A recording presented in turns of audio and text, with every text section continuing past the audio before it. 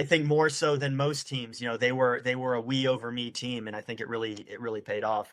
I think the other interesting thing that you had mentioned early on in your statement there was that they were an underdog and they took that as motivation, because I think there's a lot of people that when they're the underdog, they don't think they can do it, right? They use that as the reason that kind of keeps them protected and that keeps them from overextending themselves and getting burnt, right? But this team took that situation and said, we have something to prove. And I think, with most situations, there's really two narratives that you can look at, right? You can say that we're just not a great team this year and we're really going to struggle, or you can say, everybody counted us out and we have to prove ourselves. And we're going to talk a little bit about kind of that attribution and how you can control that narrative about yourself and about your team, and how that can lead to some good performances. Who was the person to tell the team, everybody counted us out. We as a group are going to do something special. And I think, that could be coaching, that could be seniors, it could be,